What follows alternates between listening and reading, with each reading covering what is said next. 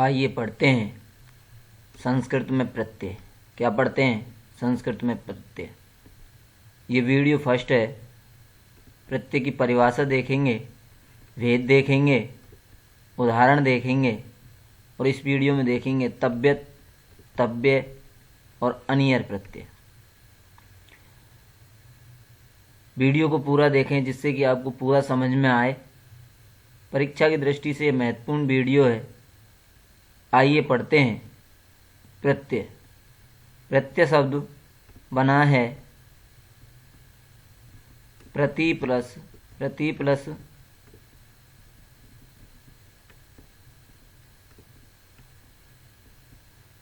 ई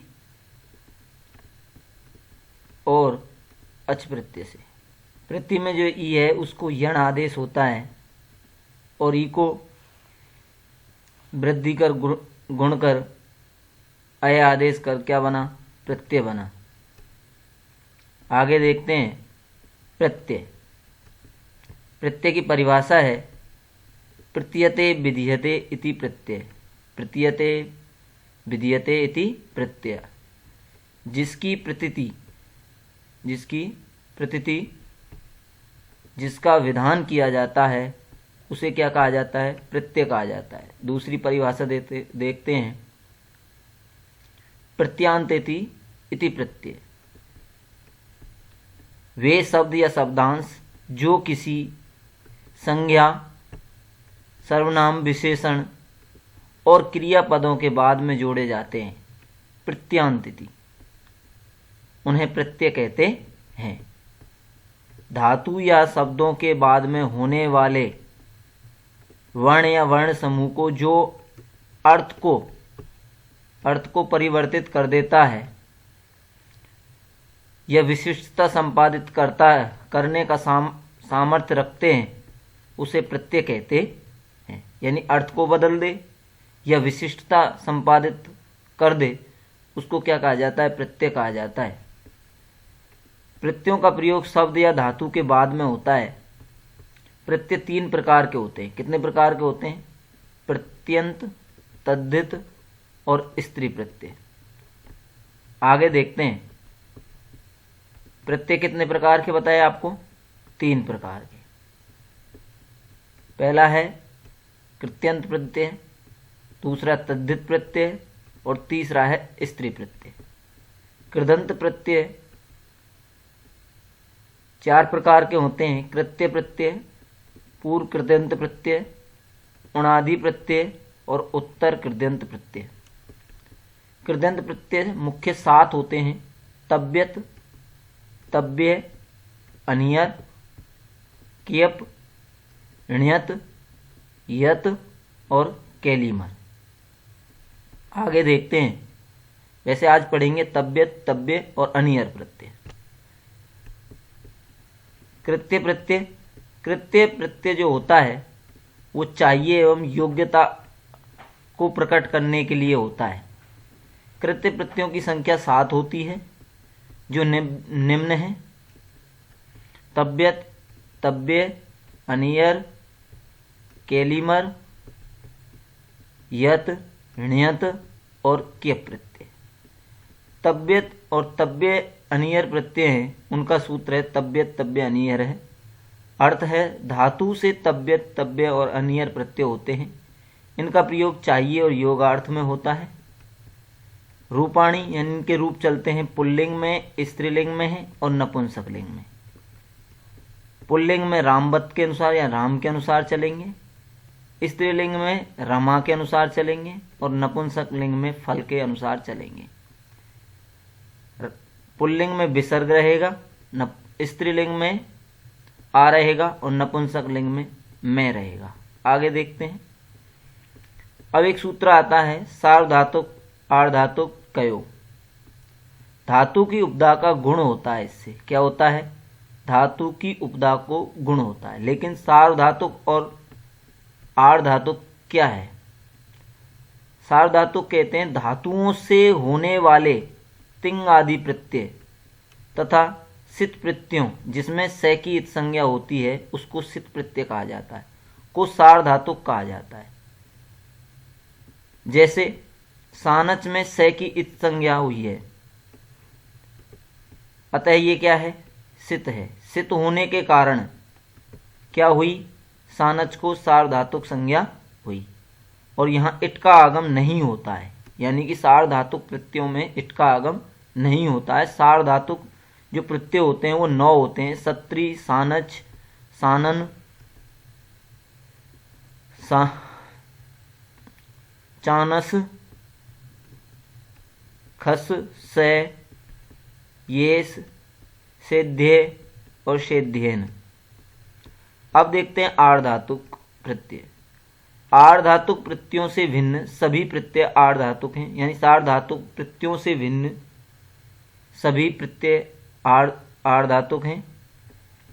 lit लकार में होने वाले तिंग प्रत्यय भी क्या होंगे, आर्धातुक होते हैं। वलाधि, वलाधि प्रत्यय उसे कहते हैं, यानी यह वर्ण को छोड़ करके सभी वर्ण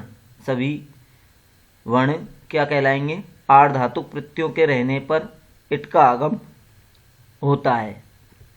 सत्री आदि 9 प्रत्ययों के अलावा सभी प्रत्यय आर्धातुक प्रत्यय हैं। आगे देखते हैं गुण और वृद्धि। गुण और वृद्धि सार्वधातुक आर्धातुक प्रत्ययों के परे रहते ऐसी धातु जिसके अंत में इक हो, यानी ई उ री और री हो, या ई उ री यानी दीर्घ वर्ण रहे तो इक को गुण आदेश हो जाता है। यानी ई को क्या होगा, ए आदेश होगा, उ को ओ आदेश होगा, और री को अर आदेश होगा, और री को अल आदेश होगा। ऐसी धातु जिसकी उपधा में ह्रस्व ई उ री हो तो उसको भी क्रमशः क्या हो जाता है, ए ओ अर और अल हो जाता है। सार्वधातुक व आर्धातुक प्रत्ययों के परे रहते, जैसे छिद में ई, मुद में उ और नृत में री उपधा में है। आगे देखते हैं वृद्धि। क्या देखते हैं, वृद्धि कार्य। यदि धातु के आगे ऋणित और ऋणित हो प्रत्यय रहे तो धातु के अंत में स्थित ई यानी ई उ री और री को ए औ आर और आल वृद्धि हो जाती है। यानी ई को क्या होगा, आई होगा, उ को औ होगा, री को आर होगा और री को आल होगा। ह्रस्व आकार उपदा वाली धातु के ए को आवृद्धि हो जाती है। ऋणित और गित प्रत्ययों के परे रहते लघु एक वर्ण प्रत्यय में होने पर गित और ऋणित प्रत्ययों के आगे होने पर भी गुण कार्य ही होगा। आगे देखते हैं। अगर आपको हमारा चैनल पसंद आ रहा हो तो लाइक करें, सब्सक्राइब करें एवं बेल आइकन जरूर दबाएं। गुण एवं वृद्धि दोनों का निषेध। कित और गित प्रत्ययों के परे रहते गुण और वृद्धि कार्य नहीं होता है। जैसे नी धातु से कत प्रत्यय करने पर ई का गुण प्राप्त होता था, लेकिन कत प्रत्यय में कै की इत संज्ञा होने के कारण कित हो गया, यानी कि कित हो गया, अतः यहां गुण कार्य नहीं होगा। तो क्या रूप बनेगा, नियम रूप बनेगा। कुछ विशिष्ट कार्य देखते हैं। आदेश उपदेशे असीति। उपदेश अवस्था में जिस धातु के अंत में एच यानी ए ओ और आई औ हो तो एच के स्थान पर आ हो जाएगा, लेकिन धातु से आगे कोई सित यानी से इत संज्ञक वाला प्रत्यय नहीं होना चाहिए। आतो युक चिणकृतौ, दीर्घ आकारांत धातुओं के आगे णित और णित प्रत्यय कृत प्रत्ययों के रहने पर युक यानी ये का आगम हो जाता है। ह्रस्व से प्रतिकृति तुक, ह्रस्व से प्रतिकृति तुक यानी पित पैत संज्ञक प्रत्ययों जैसे कयप है, ल्यप है आदि प्रत्ययों के परे रहते ह्रस्व स्वर अंत वाली धातु को तुक का यानी तय का आगम हो जाता है। आगे देखते हैं। आप ध्यानपूर्वक पढ़ें, ध्यान से पढ़ें। परीक्षा की दृष्टि से हम आपके फुल प्रयास में हैं कि आप सफल हों। कहीं भी कोई समस्या हो तो कमेंट बॉक्स में कमेंट करें और हमारे चैनल को सब्सक्राइब करें जिससे कि आपको समय समय पर वीडियो प्राप्त हो सके। हम जीके भी प्रारंभ करने वाले हैं और अभी कुछ दिनों में 26 जनवरी के लगभग आपको जीके मिलने लग जाएगी और आप हमारे चैनल से जुड़े रहें। आगे देखते हैं। सार्वधातुकम पित यानी पैत संज्ञक से भिन्न सार्वधातुक को गित माना जाता है। अतः अपित यानी सार्वधातुक के रहने होने वाला गुण कार्य नहीं होगा। चजोकु घृण्यतो, ध्यानपूर्वक पढ़ना। चजोकु घृण्यतो घकार इत संज्ञक और ण्यत प्रत्यय आगे रहने पर धातु के अंत में स्थित च और जय के स्थान पर क्रमशः क्या होगा, के और गे आदेश हो जाता है। लेकिन यहाँ याद रखना है ण्यत के प्रसंग में कुछ जगह कुत्तु का निषेध हो जाता है। मृजेर वृद्धि सूत्र है। मृजेर वृद्धि मृज धातु के आगे ण्यत और ण्यत प्रत्यय रहने पर उपधा को वृद्धि हो जाती है। यद्यपि लघु एक उपधा धातु होने के कारण यहाँ गुण होना चाहिए था। अब देखते हैं इट आगम का विधान। एक सूत्र है आड़ धातु कश्येड़ बलादय। कौन सा है? आड़ धातु कश्येड़ बलादय। इट प्रत्यय का आगम करने के लिए इन कुछ शर्तों का हमने मानना जरूरी होता है। जैसे पहला है धातु कैसी हो, सेट हो। सेट धातु किसे कहते हैं? आपको संलग्न है, मिल जाएगी वीडियो में और आप आगे भी देख सकते हैं और ध्यानपूर्वक पढ़ें। धातु से आगे प्रत्यय आड़ धातु को यानी कि तिंग और शित से भिन्न प्रत्यय हो, वह आड़ धातुक प्रत्यय वलादि। वलादि किसे कहते हैं? वल प्रत्याहार का वर्ण प्रारंभ में हो। प्रत्याहार पढ़ने के लिए आप हमारे वीडियो को देख सकते हैं और कई वीडियो हम आपको डाल चुके हैं। संधि, समास, उपसर्ग, तो आप उनको पढ़ें। प्रत्यय का प्रारंभ ये के अलावा किसी भी व्यंजन से हो। उक्त तीनों शर्तों के होने पर ही इट का आगम होता है। आगे देखते हैं। कृत्य प्रत्यय आज पढ़ते हैं। कृत्य प्रत्यय। कृत्य प्रत्यय चाहिए या योगार्थ में यानी कि योगार्थ को प्रकट करने के लिए होता है। कृत्य प्रत्यय 7 होते हैं। कितने होते हैं? 7। तब्य, तब्य, अनियर, केलिमर, यत, ण्यत और क्यप।